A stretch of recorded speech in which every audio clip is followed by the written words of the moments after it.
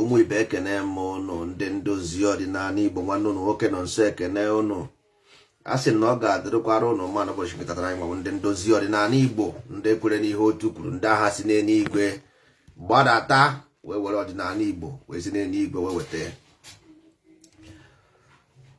anyị si ka anyị kene eke kene orie kene afọ kene nkwọ kene ndị mbụ kene ndị ọkpụ na ndị egede anyị sịrị ọ ga-adịrị na mmadụ ndị ndozi ọdịnala Igbo ndị fụrụ ma kwere nwanne ọ dịkwara gị na mma ndị fụrụ ma kwere a sị na ọ ga-adịrị na mma ebe ọ bụla ụlọ bụ ndị ndozi ọdịnala Igbo na anyị na-ekene ụnụ na-eke na-ekene ụnụ orie na-ekene ụnụ na afọ na-ekene ụnụ na nkwọ ọwụ na ọ bụghị ndị ndozi ọdịnala Igbo our identity which is the purity of the purity greatest of the greatest divine will of creator will be rubbed under mud. A sị na ofu aka rụta mmanụ ozuo ọha ọnụ ofu aka rụta mmanụ ozuo ọha ọnụ anyị na-asụ ịba uru that is why we know what we say maka na anyị na-asụ ihe anyị na-asụ wee baa uru bifo mmadụ mbe si ọhụwa ji ya ọma ihe eriri maka na ọ dafịa ahụ ihe mmadụ aghọọ nke onye ọzọ ihe mere mbe ji eme ọhụwa ji ya ọhụwa ji ya ọma ihe eriri maka na ọ dafịa ahụ ihe mmadụ aghọọ nke onye ọzọ unu ga-anọ na mmiri ncha abaa unu anya unu ga-anọ na mmiri ncha abaa unu anya ị ga-anọ ebe ị na-emegodi ka mbịa mere nwaanyị alụbeghị di ka abịa mere nwaanyị alụghị di no n'ebe gị ka ọ nọ a na-ebere mmadụ isi na ya onem ebere mmadụ isi etinye na Facebook the whole world ma onye ngwọrọ ma onye ọrịa ọcha ma onye ekpenta na-afụ ya as you doing this imechi ọnụ a ga-eburu gị a sị na onye ekwughị ka ọ ga-eburu egafe ama nna ya onye ekwughị ka ọha eburu efe ama nna ya that thing is been done in your name whether you like it or not n'afa gị ka a na-eme ya whether you like it or not is in your name and ị ga-afụ ihe mere onwe gị ya ata afụfụ ya ị ga-ata afụfụ ya maka na a na-agwa mmadụ agwaba ochie ntị mbọsị a ga-egbupụ isi ha na ntị esoro ya mbọsị a ga-egburu isi ntị esoro isi na I told you ndị be anyị amaghị ihe mere na ụsụ ji enwe isi oke enwere ihe mere ụsụ ji wee nwee isi oke jụọ onwe gị kedu ihe oke na ụsụ na-eme kedu ihe ndị Igbo ji eme ọsị oke a na-ata amoosu oke a kedu ihe oke na amoosu nwere together kedu ihe mere oke ji wee ji ịta azụ ọnya ama ya kedu ihe bụ oke ka ị na-ekwere ọnya kedu ihe mere one thing ka ji ndị be anyị since hapụbeghị ndụ is knowledge of self. Only thing killing these people anywhere, Africa, Asia, ndị ojii know knowledge of self. That is it. Until they have this knowledge of self, their destruction will continue. That is why in the West they can never tolerate. Because you think just being a human being is an expression of emotion. No. Human being means responsibility. Because it's proactive by nature. So accountability and responsibility. Now you are here. No matter what somebody will say, as long as that person cruelly do something contrary to human existence, don't represent the person. The person will never ever do anything good for you because you are dealing with humanity, not you alone. You are dealing with human being with different perspective and understanding. You must prove yourself upright to win any. You must prove yourself upright. Don't be cruel. If you are cruel, you are cruel. Don't use any excuse for justification of cruelty. It doesn't work. Either you are ignorant or very stupid. Either you are ignorant or very stupid. That's all. Number one, let me tell you something. There is only methodology. There is only methodology. That is rhythm, the way to healing. Ndị Igbo ji wee kpọọ ya asụsụ. Asụsụ pụtara arụrụ. Asụsụ bụ gịnị? Arụrụ, which is rule. Asụsụ bụ gịnị? Arụrụ, which is rule. Then why? Ọ na ị naghị asụ asụsụ, ị naghị ekwu okwu, iwe ogbi. How do you communicate? Listen very carefully. Because a na-ekwu okwu asụsụ, people don't understand it. The only way we making a mistakes because we don't understand. Knowledge is different from understanding. You don't express your emotion as a methodology. Emotion is not a methodology. Life is a rhythm. Life is a rhythm. If you understand the rhythm, what is the methodology of this rhythm? Ọdịya n'ala. Ọdịya n'ala. Oh, just to mention ọdịnala. No. Ọdịya n'ala. What is the rhythmic? Get the movement. What is the movement? That is it. Because he na-ekwu okwu about to follow the rules and regulation of what? You are talking about rhythm. Onye na-agba egwu na-eso ihe egwu na-akụ. The same mindset anyị ji wesi na Christianity pụta, we still want to repeat it again. Something that has never worked for you, you want to repeat it again as your own way of life. Ordinary about this imaginary concept. No. Ordinary is not an imaginary concept. Don't bring the Christian or Muslim or Messianic Judaic movement into this ordinary. No. If you are brainwashed, go and rewash your brain. If you are brainwashed, go and rewatch your brain. Don't attach ordinary as a way of. No. Ordinary is a rhythm. Is a rhythm. Omeji na arụrụ. Rules and regulation. Rules and regulation of punishment. Regulation means punishment. Rules and regulation. Or about to let me do our own. Our own is ordinary. You are just selling dog to buy monkey. You got to go. Let me do ordinary. You are selling dog to buy monkey. If you have never learned anything from the whole time you wasted, oh, not this hallucination PLC. Yeah? If you have never learned anything on this your 40 years, 50 years of hallucination, you want to still go back to ordinary. Still, one day is just to selling dog, buy monkey. Because at the end of the day, you will still cycling. You are. Because people think we are just here to competition. No. Once you grow above a game, you will enter another level of game. Once you grow above a level of game, you enter another level of game. If you have grown above this, your hallucination PLC, then you enter a different level. You cannot just come and say ordinary is our own. We must do, we stop. If you are a black man, you're doing Christianity, you are a fool. This and that. You must come to ordinary to make what? I don't want to go to ordinary to be ordinary. No. I want to know what is it. Because I want to something different. I am going no ka enwere ihe mmụtara. Nga na Christianity enwere ihe mmụtara. Nga na Islam enwere. Nga na Buddhism. Can you go to ordinary again without learning anything? It makes no sense. It makes no sense. So the only thing is, what is ordinary? Kedu ihe ọ bụ? Ordinary bụ gịnị? Rules and regulation. Period. So what are the rules? Because it's about methodology. It's a method, life method.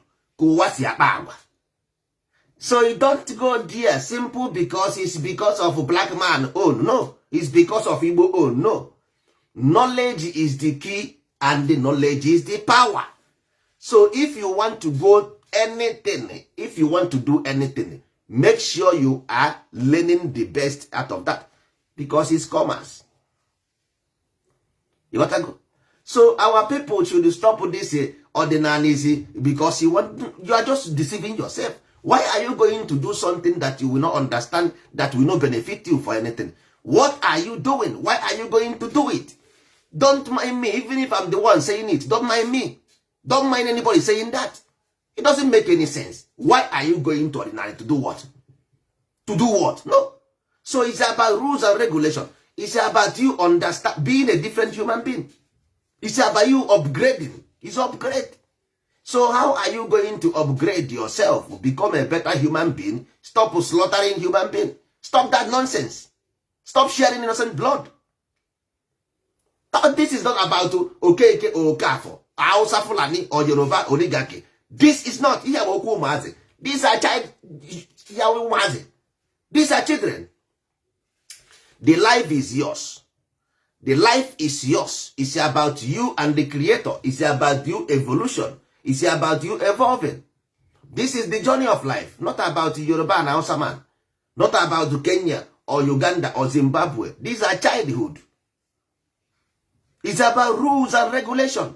It's about rhythm. Life is a rhythm. So you must understand the zigzag. What is the zigzag? Why should zip look like zigzag? Why should zip look like zigzag? Why should the snake move left and right? Why? Kedu ihe mere agwọ ji aga aka ndị na aka ekpe? So heal yourself. It's about healing. Already healing. Today, every time in Nigeria they say monkey carry money. Monkey carry money. Look, what does monkey have to do with money? Because money is waterway. Money is emotion. Monkey is emotion. Because monkey is a dusted between human and animal. You gotta go. That is why always then show you something. Why did the snake raining in toilet in Nigeria? Spirit always speak to you in every language, but to you as a non-entity, you don't understand. Why did this thing trending in Nigeria? Because Nigeria is very important to African nation. The spirit inside is crying because they need light. Spirit inside crying. They are telling you everything that is wrong with you. That your problems in Anse. That is why spirit is telling you that's why you are suffering. That is why they use the snake. They come as a snake in the toilet. The same thing Adam and Eve happened in the Garden of Eden. Snake came to Eve and said, take this fruit. Now snake come and show you that you in a rinse. That is why you are suffering. But now they turn it as a celebrity something. Everything for them is celebrity. Everything for them. Spirit have spoke in every language they understand. But these people not here. This kind of human being, they are irredeemable. They are irredeemable. No way you can. Even the pastor spoke. They don't understand. Human beings speak. A monkey speak. A agwo speak. A K speak. They cannot hear. Anyway, there is no problem. It's all about rules and regulation. Or Dianala, then send you the message. Don't ever, even if Nonso come here, tells you anything without proving to you the rules. Omeji naroro. Don't follow Nonso. If Nonso did not show you that rules and regulation, mana Nonso bo onye amumu oga. Because you cannot count 1, then you count 0. If you count 1, you must count 2. Is ascension. Akanri. Akebe. Go market with akanri. You return to market, return home with akebe. Rules and regulation. Rules. Ina aga ije. Osege ega ije. Nga na ije. Nga iga ije. Ndị Igbo always use 2 words in everything they do. Asụ, ụsụ, ịba, uru, ọkụ, ụkọ, ewu. Everything they tell you this, that, always. Every time. The problem is the people you are telling. Whenever you give a fantasy to a child, you have destroyed that child. A black person, not white. Whenever you give fantasy as something to develop a black person, child, it destroys the 70% of their neurons. Because black means angel, white means saint. Then, morning angel, what happened to you? Morning angel. Then say Adam was created in the wilderness. Eve is the shining serpent, black and white. Adam sleeping, become black. Black means ignorance. Adam was sleeping and Eve were talking. Ihe na-acha n'anya nye Adam erie. Ka ihe na-eme today ọwụhụ disi ihe ndị ọcha bụ bịa ka ị na-achụgharị. Ọ bụghị ihe ndị ọcha bụ ka ị na-achụgharị. That means Eve. Nwa bekee means Eve. Ngwa means Adam, angel, and the saint. Kedu ụzọ ị chọrọ ka mmụọ ọma ji gbuwara gị ahịa ka ị wee ghọta ihe a na-akọ? Which way you want? You want fantasy of church and pastors. Fake. They are all fake. They are in your eye telling you, hey, but you must believe me because you are a fool. That is what you're doing. Worship simply means in the sheep. You don't know 1 million. That's what. Go and look at the church very well. You will see the sheep. Go. As a universe, which is you in the verse. Verse means matrix, which is methodology. You got to go. Verse means rhythm. You are in the verse, which means you are moving in a rhythm. Very careful. Once you go out of the rhythm, moto na apia ge backhand, the goga apia ge atawai. If we uzo. You got to go. Our card draw here. Our message will remain forever and ever. Ozei abrozo mazi. Ozei abrozo mazi. Agadi nwanyị ada aka nka na-egwu ọma agba. This thing is not like no nothing. Ozei abrozo mazi nwanyị ada aka nka na-egwu ọma agba. Ihe anyị na-asụ wee ba uru. Anyị na-asụ asụsụ nyawu gold maka na ọ bụ eze. Anyị na-asụ ịba uru frankincense maka na ọ bụ ụkọchukwu. Nyawu na chi ụwa ya abịago. Nyawu na ọnwụzie na arụ ya mere ure maka na ọ pụ ha na ịba uru ọnwụọ arụ ya mere ezi ure. Ịghọtago? So asụsụ na ịba uru inweta chi ụwa gị ọwụ na ọ bụghị ya nwanne ewe ahịa pụọ n'ụzọ ata gị ụkwa. Ị ga-eso line rules and regulation ịbanye n'ihe a na-eme ọ dị ya n'ala. That is rules and regulation. Nothing more, nothing less. Ihe ọ sọrọ mmadụ kọkwanụ ikpe ọya ọdịnala o, kpọọ ya Christianity o, kpọọ ya Islam o, kpọọ ya Pentecostal o, kpọọ ya Assemblies of God o, they are all languages. Practically, ọ bụrụ na enweghị these rules and regulation, ihe ọ sọrọ gị kpọọ ya is useless. Ihe ọ sọrọ gị kpọọ ya is useless. This is only healing therapy on this life. The only healing therapy there is only and nothing but only.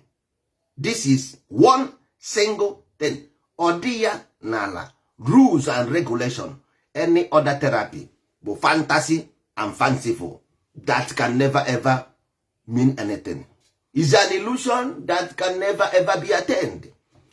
If you go to ndị na-elochi ọ na-achụchi ya ọ na-agba ọ na-achụchi ya ọ na-agba, that's telling you that ọchụ nwa ọkụkọ nwa ada nwoke onwe ọsọ. Ihe ị na-achụ bụ ọkụkọ, a sị ga ada achụ na nwa enwe na nne mụrụ ya n'elu. Ada achụ na nwa enwe na nne mụrụ ya n'elu. Ihe ọ sọrọ gị chụba, you are living in the light or darkness. There is nothing like spirituality. Spirituality means that you live in the light. So if you live in the darkness, blindness, telling yourself that you are doing spiritual awakening, yeah, oyibo ka ị na-asụ. Oyibo ka ị sọrọ spiritual awakening, English. But after the English, you go and spirit awakening. Let me see. After speaking the English, go and spiritually awake. Let me see ma ọ bụ n'okwu ga na-ekwu. Everything is practical maneuver. Language is communication. Language is communication. Everything about life is vibration. Energy understands each other through vibration, not through appearance. Energy understand each other through vibration, not through appearance. Every other thing is fanciful and fanciful and fanciful. It's practical step. It's practical. So ụmụ ibe, ihe a ndozi ọdịnala Igbo like no other. Anyị si n'eluigwe bịa. Anyị si n'eluigwe gbadata. Anyị nwa bụ ndị ahụ a na-ekwu na ha na-abịa. Anyị bụ towing van. Towing van bụ ihe eji akpọpụta moto mebiri emebi o moto bara na pọtọpọtọ. E nwere ndị be anyị bara na apịtị. Anyị jebute towing van n'eluigwe bịa ka anyị dọpụta ha n'ebe ha tọrọ atọ. Ntọala bụ na enwere moto tọrọ atọ. Anyị jebute ọdị ya n'ala ama nke si n'igwe bịa ka anyị bịa tọpụta ndị moto ha tọrọ atọ. Ịchọkwa n'ịma ịmara, ịchọghị ịma na nne nọdị iwuru ngwọrọ. Ụmụaka na-ebinite na-amụ ije. Anyị wee sị ya obere nwa na-amụ ịdị enu, obi ga-esi gị ike ka ị mara. Obere nwa na-amụ ịsụ asụsụ, mana na ịsụ ịmụ asụsụ wee dị enu. Ọ na-asụ ya gịnị? Ọ na-asụ ya ka ọ mee gịnị? Ọ na-enye ya shape. Ọ na-asụ ya ka ọ nye shape. Ịghọtago ihe anyị na-eme? Anyị sụsụ ya ọ dị ọcha. Ọcha. Obere nwa na-amụ iri enu, obi ga-esi gị ike ka ị mara. Nwanne nwee obi. Ihe a bụ ndozi ọdịnala. Kata obi. A sị na akata obi esie ike. Nwanne ịkata obi sie ike. Ihe a bụ ndozi ọdịnala Igbo. Ka obi hapụ akụkọ. Enwere ihe ga-emere gị n'ụwa na-abụrụ ọsịsọ igosi gị amamihe n'ime isi gị. Then you rule yourself. Ngị nwa ga-eru ụlọ onwe gị. Ibuchi bịara ụwa. Any other thing will deceit. Inwe anwa lụọ nwaanyị. Hapụ ya jebe nwaanyị ọzọ. Ihe a na-akpa infidelity in a physical world. Yes. Ihe ọ na-achọ ịgwa gị bụ na chi gị bụ chi gị. Soro chi gị. Once iso chi ọzọ, nwanne infidelity to your chi and is fuck up because only chi gị ma ụzọ o si bịa ụwa. Ọnya bụ onye bịara ụwa. Nya ma ebe o si bịa. Ịghọtago chi gị ma ebe o si bịa ụwa. Ije soro chi ọzọ, o soro kpọrọ gị jebebe ya. Iwuru ebini. Asị na atụrụ gburu ebini gba aka nwa. O soro atụrụ na. Isoro atụrụ naba. Atụrụ mụrụ ebini gba aka nwa. Atụrụ mụrụ ebini gba aka nwa. Ebe ọbụla ihe ọbụla efuru erie, ihe ọbụla afuru erie. In the beginning, achụpụrụ Adam na paradise maka o riri ihe asị erine. Ma tutu ndị be anyị ka na-erikwe. As if no celebrity ka anyị pụtara ụwa. Celebrity, there is every chi ọbụla is a star. Every single chi is a star. Every chi. So if you follow all those stars, how are you going to be star? You have to shine your star. Chie ye ka ọ chaba ka ọ star ka ọ shine eba. Shining light. Don't become a shining serpent. Become a shining light, not a shining serpent. Chie chigi, chie ye, ichi echichi, chie chigi, ichi echichi, chie chigi, ichi echichi. Ọ ihe a na-ekwu maka ya, ịhapụ ya, tọrọ ebe ọ bụ na ịfụrụ ndị na-akọ nọnsensị na line apịa like na-echi ya. Gịnị ka ị na-echi ya? Echi ya si na nwoke m. Pụsị ihe a. Stop that nonsense. Ebe anyị nọ, ebe anyị nọ. Ihe ebe anyị nọ na-akpọ ya ụwa, ihe wara awa, pieces. Ụwa n'onu Igbo mean pieces. Ihe kụwara akụwa, ihe wara awa. Nwanne ọ wara awa, ụwa awaala. Ị na-anụkwa ihe. Ka ị nụghị Igbo nụghị Igbo. Ka ị nụghị Igbo nụghị Oyibo nọ ịwa awaala. All broken pieces. Broken pieces. A na-akpọ ya the crescent moon. Broken pieces ụwa awaala. Were ụwa gị. Ụwa awaala ghọọ ahịa. Ụwa awaala ghọọ ahịa. Ụwa awaala ghọọ ahịa ghọrọ ahịa. A na-azụ ya azụ. Azụọ ya azụọ. Azụọ ya azụọ. Azụọ ya azụọ. Ọzụzụ. Ụwa awaala ọzụzụ. Ndị Igbo si ọmụmụ. Ọzụzụ. ị ga-azụ ya, ịzụọ ya azụọ, ịzụpụta ya mmadụ. Ọ bụrụkwa na onye azụpụtaghị mmadụ, ewere ya gbanwere value a na-akpọ ego, ewere ya wee gbaa onwe, owere enwe, ewere ya gbaa onwe, owere enwe. There is nothing difficult in life. Ihe mere bụ na iburu ngwongwo na ngwongwo buchikọ isi gị. Moto bụ ibu anaghị agbanwe ọsọ. Moto bụ ibu anaghị agbanwe ọsọ. Better for you, free yourself, heal yourself. Here, ndozi ọdịnala bụ healing therapy. Ndozi ọdịnala bụ therapy. Nwanne, free yourself. Moses gara na promised land, asị agbapụ akpa ụkwụ ya. Elisha gara na mountain, jere ifu God, asị ayipụ akwa ya. O nwebeghị onye n'ime ha bụ ngwongwo wee baa n'ala eze. You must remove all those nonsense iji bịa ebe a. Ma ihe niile ụnụ na-akọ, we don't want to know, we don't want to see. Ma ibu nwa bebi o, ma ibu ọkụkọ, ma ibu ewu o, is up to you. Dese na ya adịghị. Ịchọ ibi ebe a na-amụ igwe, onye na-enwere ihe obu enwere ihe ọ na-akwafu. Na-amụ igwe, onye na-enwere ihe obu enwere ihe ọ na-akwafu. You must come there naked. Oh, this is be ụwa ka ị ga-esi abịa. Enwere ihe ị ga-ebu. Don't come to amụ igwe with anything. Amụ igwe, you must come as you were born. Ị na-egbu ewu na ọkụkọ na village ụnụ, Catholic na Siemens na village ụnụ, ị na-agụ Bible, Koran nke ahụ gbasara gị, ị na-abịa here, all those things, edition iwepụ gị, ebido n'isi nye gị ihe ụwa chọrọ. Nwanyị isi lele, ụwa na-achọ ndị ọma, ụwa na-achọ ndị ọma. Ọwụ na-enye gị ihe ụwa chọrọ, if your life will change in a blink of eye. Your life will change is just blink of eye. You will see the joy and happiness in you. You will see the joy restored. Then you will afunanya ekwe. Ndị Igbo si afunanya ekwe. You afunanya makwere. You understand it again because you have knowledge. You have understanding. There is knowledge and there is understanding. What about knowledge? It's about understanding. One day what I hear Onya was saying mo mana o nwere knowledge of ihe na-akọ mana ọ ghọtaghị ya na ọcha iwe ghọta ya. Ọ bụrụ na ọchaghachi igbute ọchaghachi igbute mana iso n'ihe a na-eme. Ịghọtago? So ihe a bụ ndozi ọdịnala Igbo. Anyị Igbo enyekere egbede gidigba anụ a na-agba egbo na-aṅụ 5 alive. Anyị achọkwara na ịma ndị si n'eluigwe bịa taa nwanne pụọ n'ụzọ. Anyị nwasịrị n'eluigwe. Ihe anyị ga-ekwe oyoyo bụ na enwere ihe kara anyị obi. Anyị ma ihe anyị na-ekwu mara ihe anyị na-eme. Igbo bụ identity anyị. Ịghọtago? Because ọ ndekwere n'ihe otu kwuru. Ama m onye ebe ịbụ. Ikwere n'ihe otu kwuru, nchegbu adịghị. We accept you as a royal family. Ndị dị asọ ụmụ amadi ọha ndị si n'eluigwe bịa. Ọwụkwa na igwe gị pụọ n'ụzọ ị ga na-ebe akwa. Ọ mụ na-eme gị ihe na-eme gị. Mba, onye ahụ na-eme gị ihe na-eme gị ga-continue kwa na-eme gị.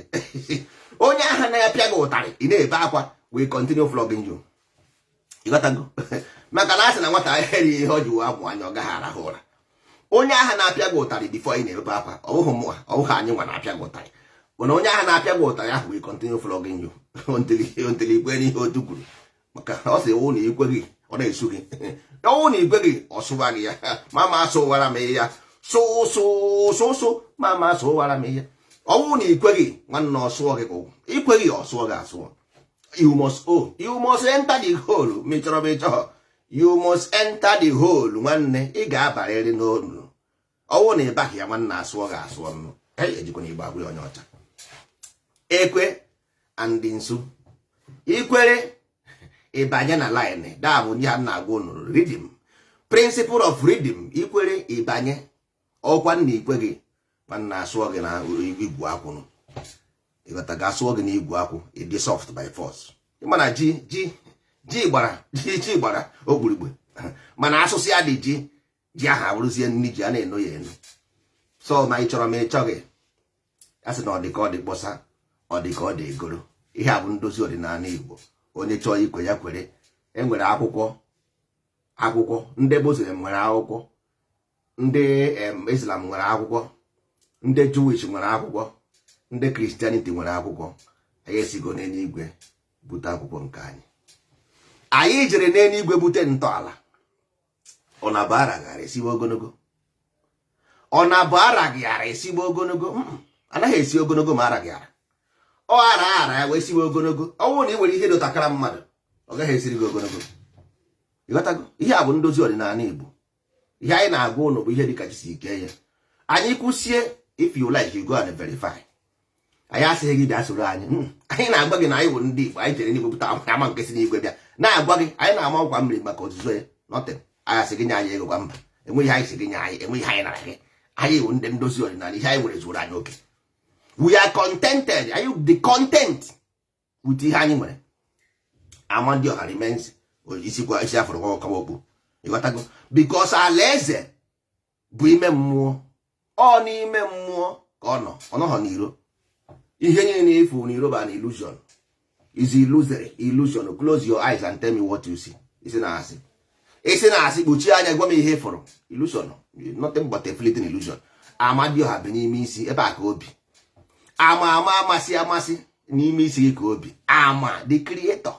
You cannot know unless you know by here. Only know by here. You have to be the witness. Or isoro ndị nwere afọ ukwu ha anyụghị anyụ ha abụọ abụọ. Either you are in or you are out. Either you isoro or isoghị. Nọ nso soro ma ọ bụ na isoghị. Period. Nothing more, nothing else. Every other thing were fallacy and a lie. Amụma ụgha ka ọ bụ. Ezi omume, ezi omume, ezi omume. Yiri ezi omume dịka uwe. Ezi omume, ezi omume, ezi omume. Yiri ezi omume dịka uwe. Gị ezunori, ezuna ori. Gị agba na mụgha, agba na mụgha. Gị fụ nwanne gị n'anya nke kachasị ibe ya. Jiri ezi omume dịka uwe. Amadioha come in a living witness go into black body and tell you no ihe a bụ ezi omume ya. Ngị buru ụzọ chụba ezi omume ya nọ ya bụ alaeze gị. Ị hapụ ya gachọba ajọ omume. Nwanne you can never ever. Nweghị ike ya ịkanta nwe ihe nna akọ you can't because you are living it. A na-agwọ gị ịba na-asụ gị everyday. A na-asụ gị ya everyday akwụ so ị gaghị edina anyị nwe ya. You know it.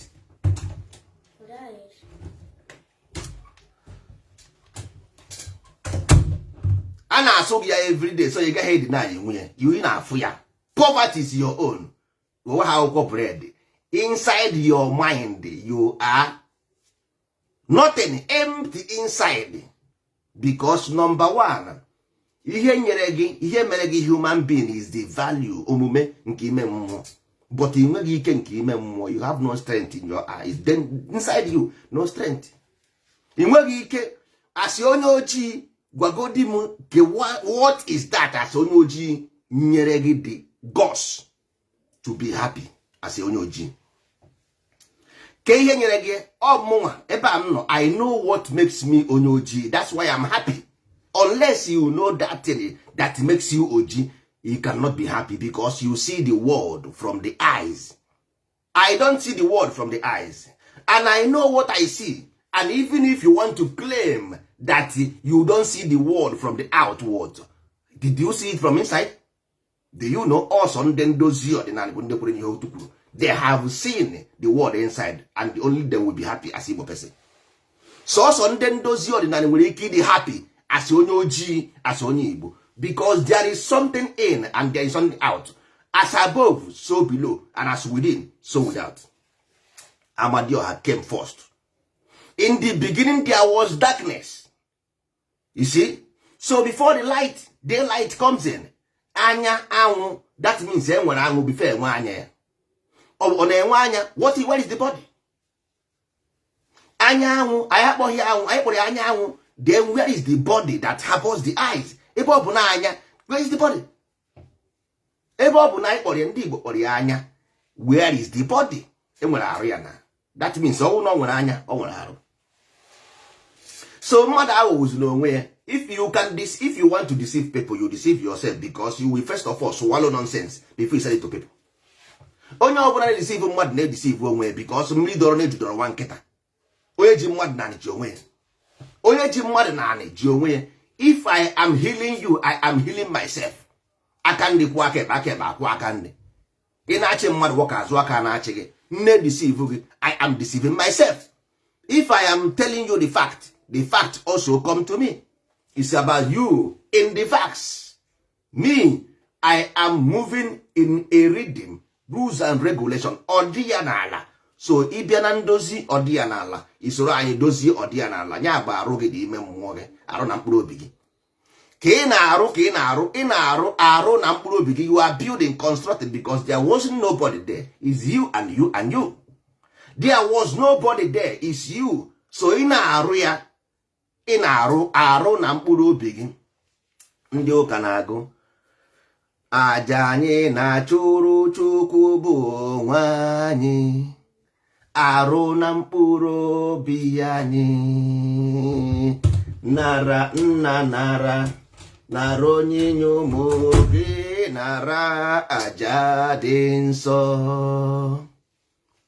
Nara nna nara onyinye ụmụ gị, nara aja dị nsọ. Ihe ha kwuru, ọ sị gị n'ezie agwa m unu, ife ọ bụ n'unu yọrọ n'ekpere kwerenụ, unu ga-ayọta. Ekpere bụ rules and regulation, is rhythm.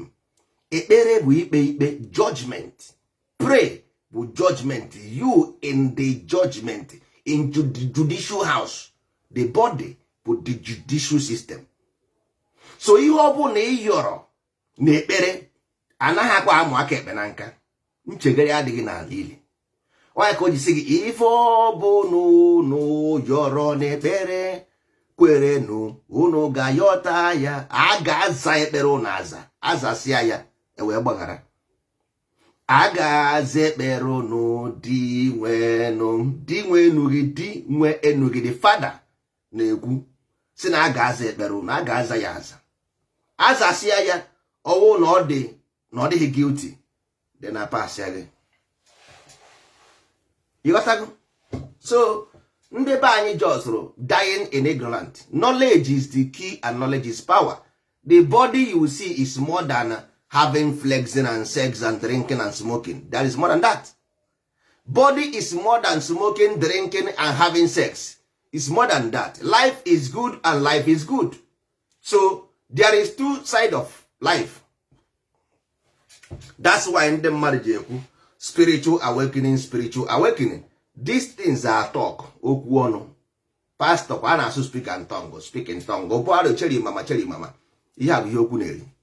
You got an until you become the witness yourself. If not, akụkọ ka ị na-akọ Mike Ejeagha.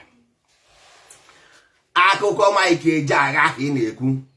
Facebook unu fụrụ ebe a is very important for the life. Ndị na-arụ this technology bụ wizard.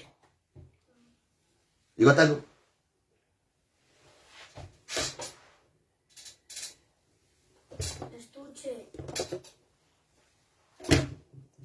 Ndị na-arụ this thing.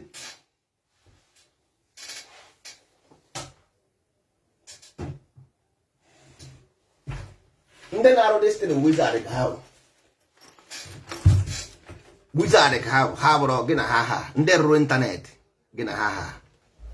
Ọ bụrụ maka anyị ndị nkịtị ichere a ga-arụ this thing. Ha rụrụ ya because there is agreement between spirit and spirit.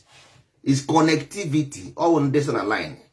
Ọwụ na isori na line mara ihe a na-eme n'eluigwe, isoro amebi a na-eme n'eluigwe. Ịbụrụzi onye ozi, ndị ozi ọdịnala, ndozi ọdịnala. Ịbụrụzi onye ozi, edunye gị ọrụ, ịrụba ọrụ, bụrụ agent. Ọ ya ka ha ji rụọ ọrụ na Facebook, rụọ ọrụ na kọmputa, ka uru wee na-agbasa ozi ọma. Ndị nkịtị abịaghị ya na-akọ nonsense ezuzugharị. Nwanne, ọ kaara gị mma. If you don't know what to say, don't say anything. Ihe ọ bụla i kwuru will be used against you in law court.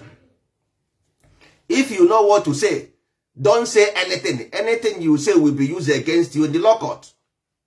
Don't anything i kwuru na this Facebook, ọkwa wave. Wave ka eji arụ ya. This thing wave. Unu na-achọkarị ndị mmụọ na village unu. Facebook, TV, radio, ihe na-awụcha ndị mmụọ ka ha bụ. Ịmaghị? Don't you know? Mana ndị nkịtị. nkịtị everywhere. Nwanne ndị Igbo kehụrụ ndị Igbo ndị bụ ndị Igbo ọkwa ndị na-ebutere mmadụ afọ ọjọọ. No, Igbo wu sent, Igbo wu angel, because we gave birth to sent. Without angel there will be sent. Ihe mere ha sent bụ anyị nwa, we cleanse them to make them sent. If there is no Igbo, you cannot have a nothing like sent. Never. Inweghị angel, there won't be sent. You got to go. So ndị mmadụ just na-ata ndụ ha ahụhụ. You nweghị any right to take any life you don't have. You nweghị any right to take any life you don't have, no matter who you claim you are. Your 7th generation. Ị ga-abịa here next life, you will eze ekwere. If you like, you believe. If you like, don't believe. One person Igbo, you have 7 good cycle to suffer. Your pains will be 7 multiply. Aga ndị Igbo ịma ya na ịlọchi. Ịnụgo maka ịlọchi n'ọnụ Igbo. Ịnụgo. Ị ga-anụ maka ịlọchi n'ọnụ Igbo. Ịlọchi ọ bụghị ịlọ ụwa, ịlọchi.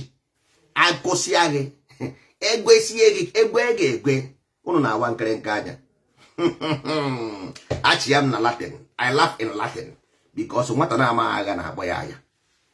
Nwata na-amaghị agha na-akpọ ya aya. Life will come here and have baby for 9 months for you to smoke and drink and slaughter it. Onye ọsọ kwara gị bụrụ, no matter who you are, you will pass the same method. No matter who you are. Nwanne, as it was in the beginning, is now and never shall be. This thing was said from beginning of the Bible to the end. From beginning of the Bible to the end. From beginning of Quran to the end. From beginning of Torah to the end. Go and read it.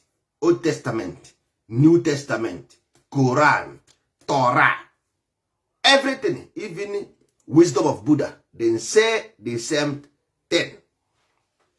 Everything the same. You just to use excuse to justify evil. When evil is unjustifiable, you can never. Ndozi ordinary way healing therapy. Come here and heal yourself. Stop deceiving yourself, running away from truth, running away from brightness, a bright light. Anyị wụ bright light, ọkụ na-acha acha. Anyị na-eke ka ọkụ, anyị wụ ọkụ si n'igwe bịa. Amụma nke igwe, ama nke si n'igwe bịa. Ọ ihe anyị bụ, ihe ahụ ndozi ọdịnala Igbo, ama nke si n'igwe bịa. Amụma mmiri mee n'elu balem ọkụ enwuo ife ụzọ. Ọkwa na ị nọ n'ụwa na-akpagharị ka ozu a na-akwa gị akwa. You are just deceiving yourself.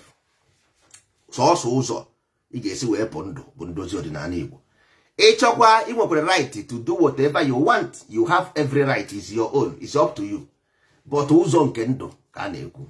Ama m na ụzọ dị warawara, aga m na-eso ya.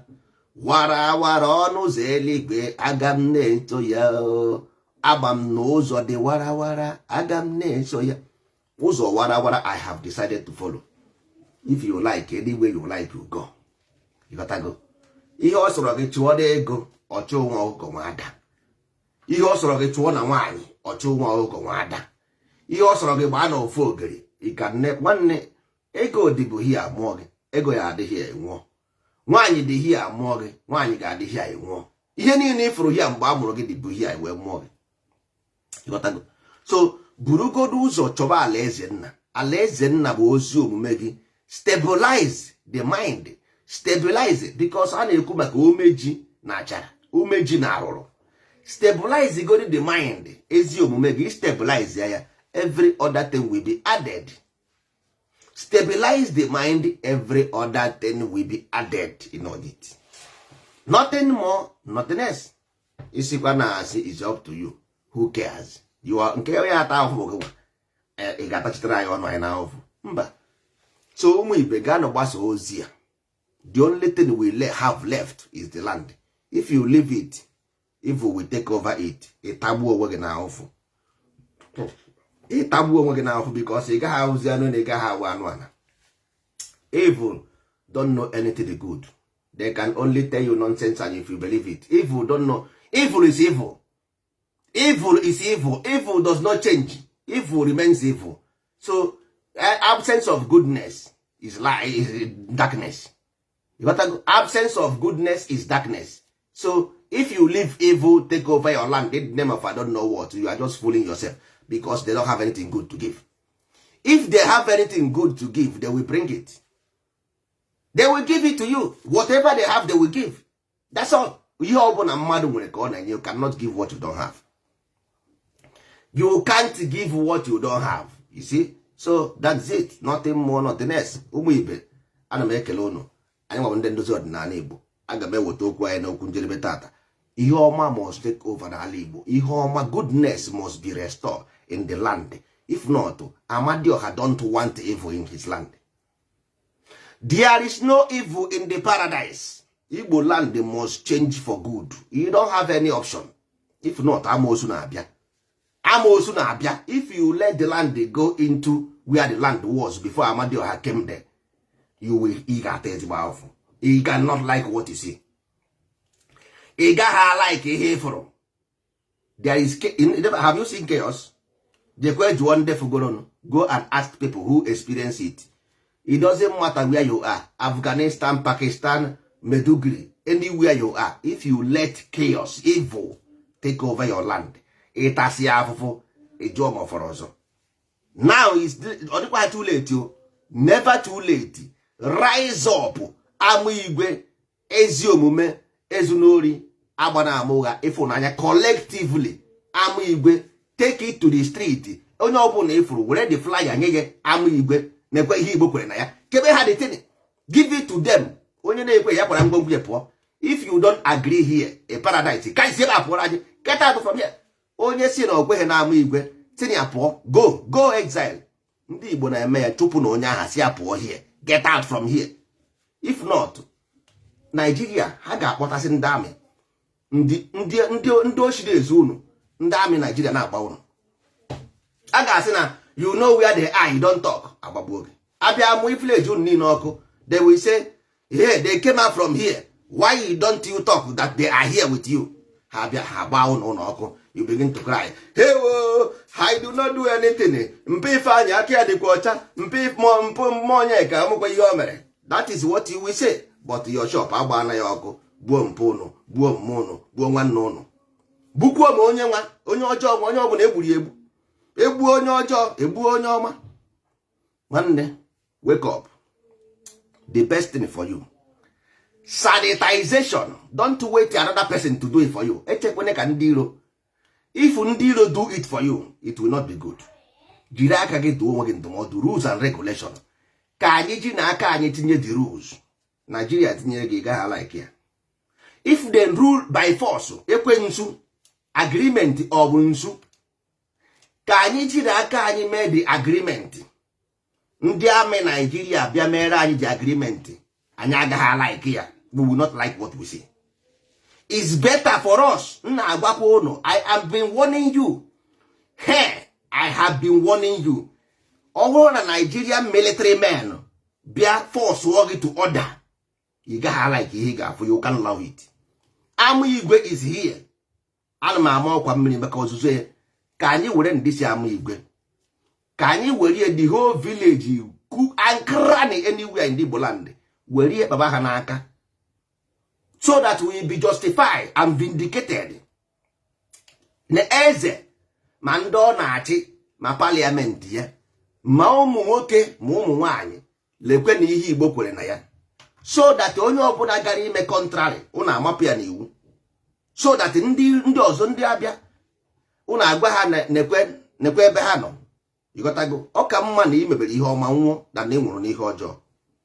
It's better you die on goodness then you are upright than na ịnwụrụ n'ihe ọjọọ. Ịghọtago, because onye ọbụla ga-anwụ anwụ, ọ ka mma na ịnwụrụ ezigbo ọnwụ than na ịnwụrụ ajọ ọnwụ. Better for us ka ọ wụrụ a crusade, ka ọ wụrụ a crusade for us. Let this thing ka ọ wụrụ a crusade ka anyị ji n'aka anyị rescue our land. Let ndị Igbo itself, because ndị chọọchị a nụfụrụ ndị ahụ criminals, ahụ vampires. Ndị chọọchị ya ga-anọ everyday okwuo saịdị ata echi okwu ọzọ. Ndị ụka pastor, priest, ndị fada okwuo nke ata echi okwu ọzọ. Ndị a bụ okwu ọzọ eme ọzọ. Ihe ndị Igbo kwere na ya bụ Amigwe. That's it. The only thing that will rescue Igbo land is Amigwe. let everybody have it. Ma fada, ma dibia, ma onye ukwu, ma onye nta. Ọ bụrụ haba oke abụ religion. Amụ igwe abụrụ religion. Amụ igwe bụ ezi omume ezu n'ori agba na ama oge ịfụnanya. It is not religion. It is not tradition. It is not culture. It's about rules and regulation. Period. If you cannot do this thing here, nwanne kwara ngwongwo gị pụọ. Father, you must follow this. Dibia, you must follow this.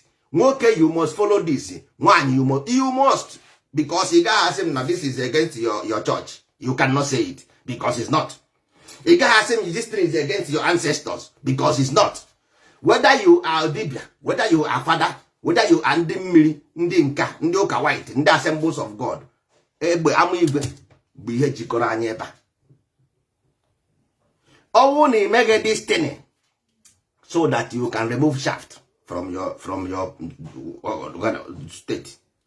So you can remove shaft from the wheat. If you let the rain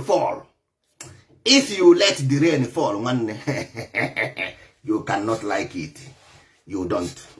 Boys, oye, oye. Boys, oye, oye. Boys, oye, oye. Una amakwa ihe na-akọ. Boys, oye. Boys, oye. Amụ igwe is boys, oye. Chiri bụ amụ igwe, signboard amụ igwe. Ezi omume ezu n'ori agba na ama oge ịfụnanya. Onye na-achọghị nwanne wa from here. UN will support you. European Union will support you. Everybody in this world will support you because it's about goodness. Goodness, contentment, righteousness. This is common sense. Nwanne, your name has been put in the mud. Name ga bara na mud. Ya duru na mma.